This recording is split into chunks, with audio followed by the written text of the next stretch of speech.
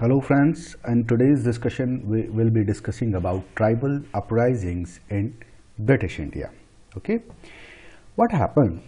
The establishment of British power in India was a prolonged process. It was not a single day's process that one morning you wake up and Britishers are in India and they say, okay, we are colonizing you. Okay, so this was a long run process of passimal conquest and consolidation, and they not only colonize India, you can say just its land, they actually colonize our economy and our society. This process produced discontent, resentment, and resistance at every stage. This popular resistance took three broad forms. One was civil rebellion, second was tribal uprising, and third was peasant up movements.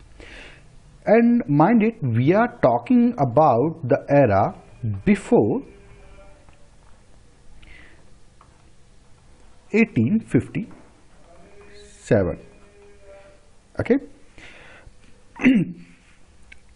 Well, we will discuss the first two in this document, that is civil rebellion and tribal uprising, and in fact we will be dealing with tribal uprising first. So we will be dealing with civil rebellions in the next lecture. Some of the popular rebellions that occurred are grouped geographically and described as, in Bengal and Eastern India, Sannyasi revolt was there, Fakir uprising, Coal mutiny, Horn uprising, Santhal rising, Aham revolt. Mind it, I am not naming them and I am not describing them as such. What we will be doing, we will be discussing their general characters, their causes, and their significance and their weakness. What we will do, after covering them in a general aspect, all of them, we will be discussing them separately. Reason being, the competitive exams and in more particular UPSC, they tend to ask the general characteristics and their significance rather than the individual revolts itself. But what you can do, as I have written these eras, that for example Sannyasi revolt in Bengal 1770 to 1820s. Try to remember their place and their era, because sometimes any competitive examination you may be asked that which comes first and which comes after that and what was the era. Okay. Accordingly, in Western India, we got Bhil uprising, Waghera uprising, Koli uprising, Ramosi rising. In South India, the revolt of Raja of Vajinagaram, Diwan Velu Thampi revolt, Polygar's revolt. These are few famous revolts from South India. In North India, we got Wahhabi and Kuka movement. Okay? Okay. Let's move forward. Tribal uprisings, and if we talk about their causes, their characteristics, and their classifications, let's understand them in a manner which is in a simple manner. Tribals, who they are? They are the aboriginals living in the isolated areas, leading to an autonomous and insulated life. What happens? Jungle, separated from city or villages,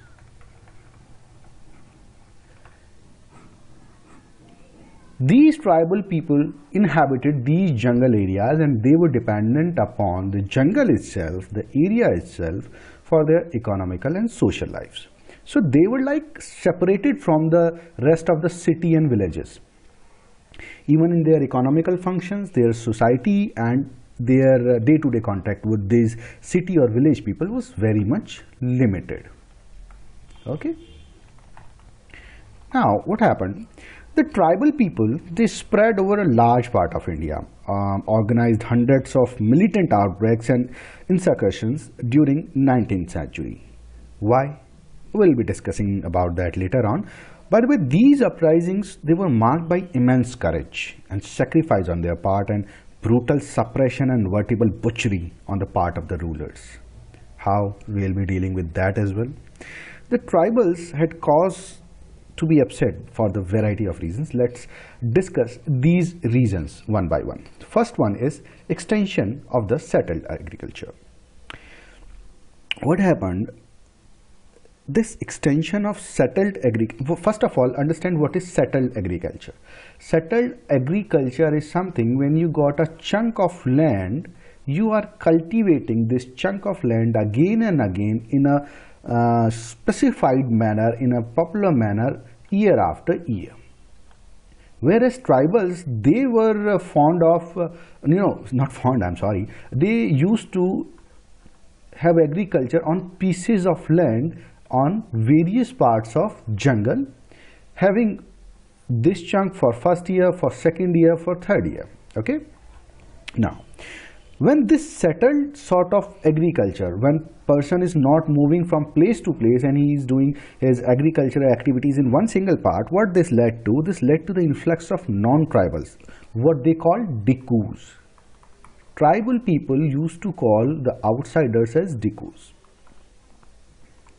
These Dikus, they penetrated in the tribal area. These outsiders exploited them, and extension of settled agriculture led to the loss of land by tribals, which reduced them to agricultural laborers. How come?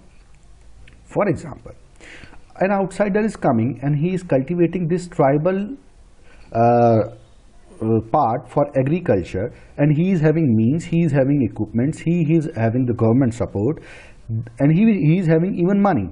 So these tribals who were having a collective ownership before this chunk of land, now in lack of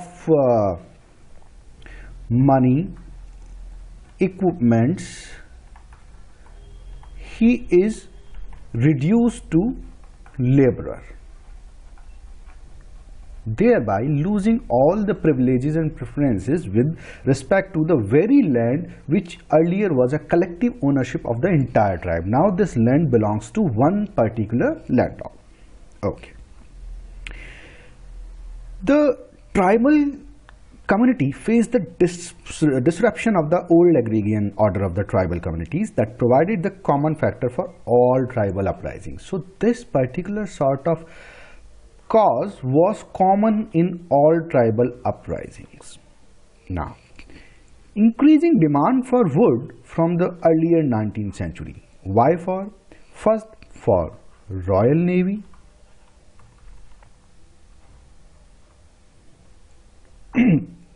and then second, it was for railways. How come railways? Because the sleepers of railways were made of wood. Royal Navy ke jahaj and the ships, they were made of also for wood. So what happened?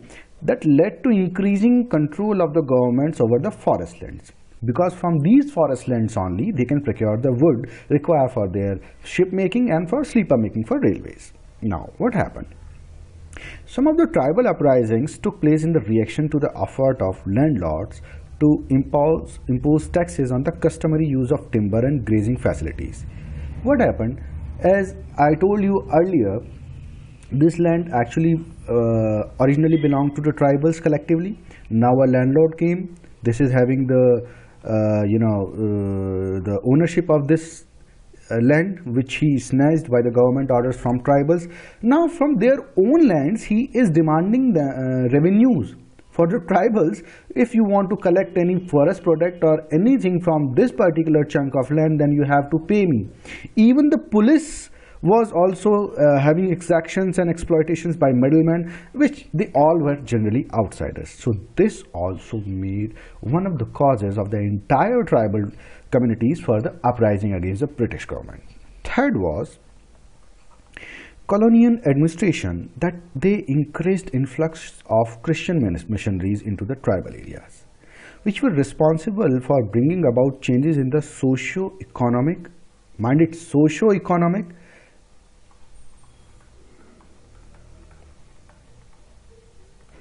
and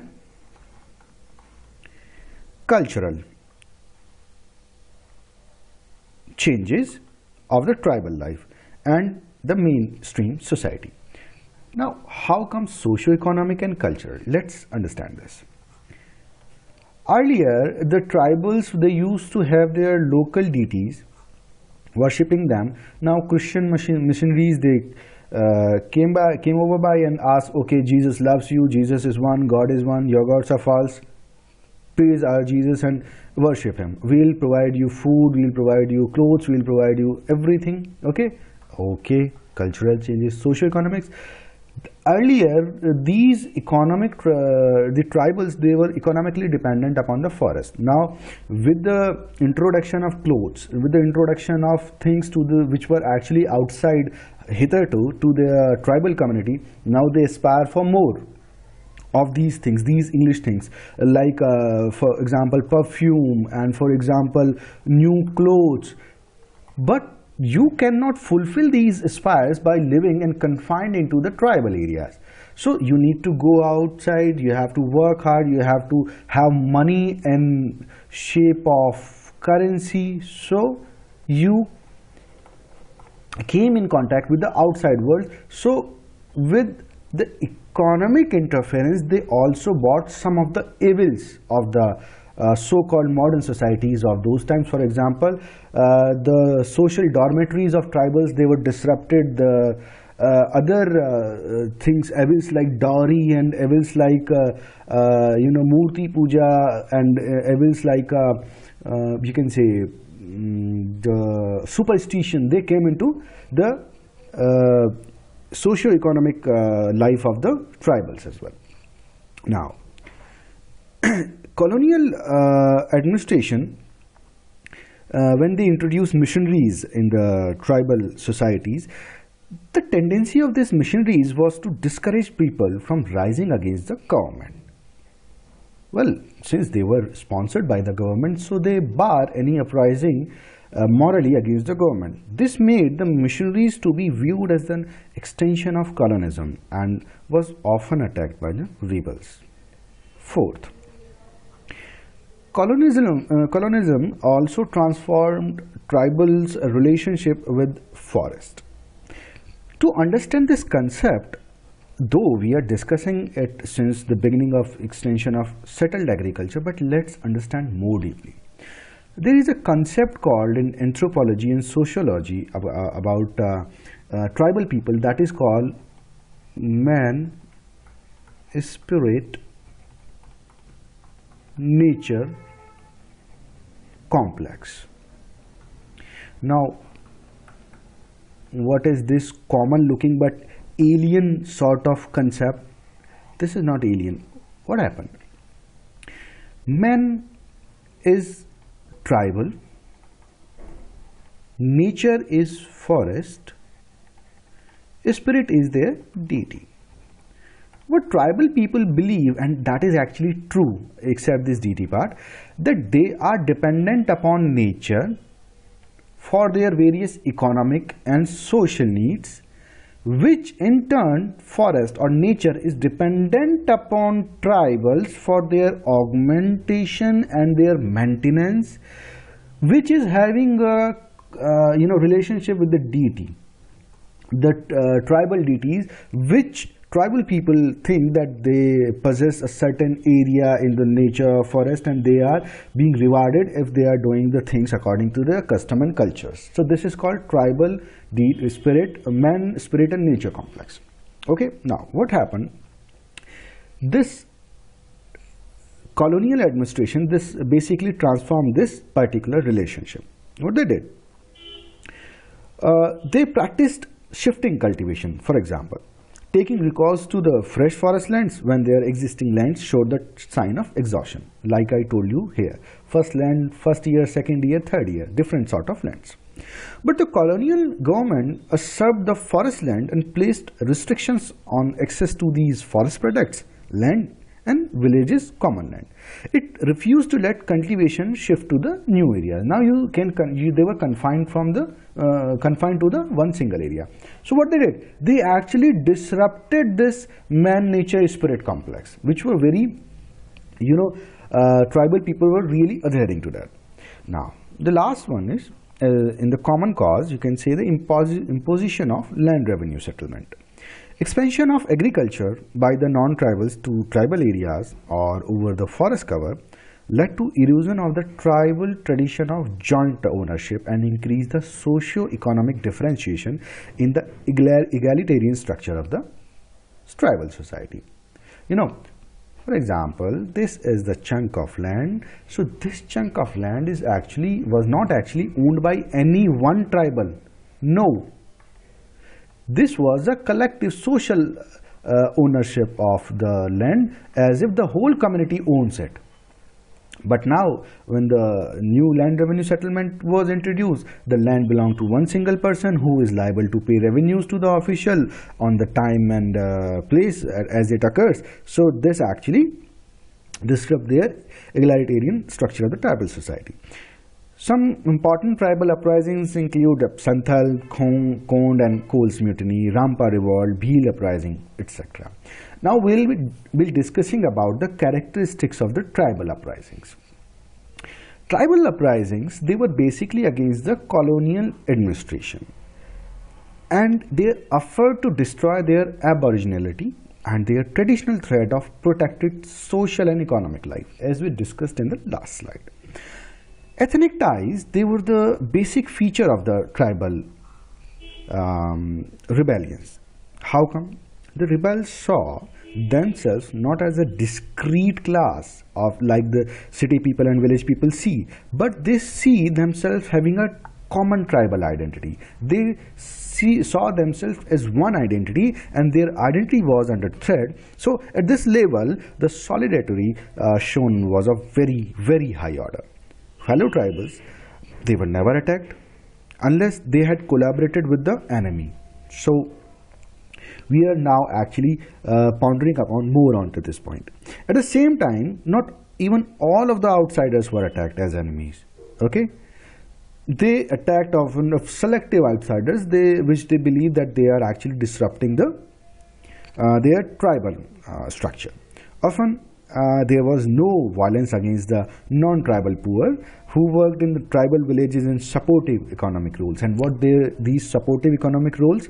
They had social relation with tribals such as Teli, Gwalas, Lohars, carpenters, potters, weavers, washermen, barbers, drummers and bonded laborers and domestic servants of the outsiders. These people were literally not at all attacked by these tribal during the uprisings. Now, third, one of the essential character of these tribal uprisings were they were very much localized and isolated, and they lacked the modern feeling of nationalism. Okay, they were more confined to their local and individual tribal society problems. Often, religious and charismatic leaders they call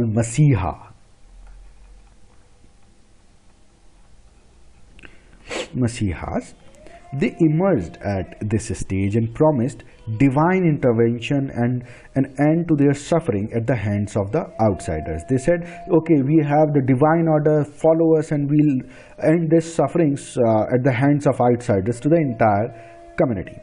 And they asked their fellow tribals to rise and rebel against the foreign authority. Most of these leaders claim to derive their authority from God. Example, Santhal leaders of Sido and Kano and Mundas. Okay, they claim the divine authority to lead this rebellion against the outsiders and British administration. The warfare between the tribal people and the administration and British armed force was totally unequal. On one side there were drilled regiments armed with latest weapons, and on the other there were men and women fighting with roving bands armed with the primitive weapons and believing in the magical power of their commanders. From above discussion, it is evident that the colonial rule witnessed numerous uprisings and disturbances. The nature of these disturbances varied from elitist to popular grassroots people's movement. Like from civil rebellion to peasant movements, we got all sort of movements during the British era. These varied grievances reached their climax in the revolt of 1857. This was called as the sort of culmination point of these grievances. This revolt, in spite of targeting the certain group of Indians like these earlier rebellions did, it actually remains the prominent uprising against the British before the beginning of the Indian freedom movement. And for now, the discussion is over, and thank you for watching. Do visit our website decipherias.com, and please like us on our Facebook page that is given here. Till then, take good care of yourself, and in next discussion we'll be taking on civil rebellions. Okay, bye bye, take care, see you.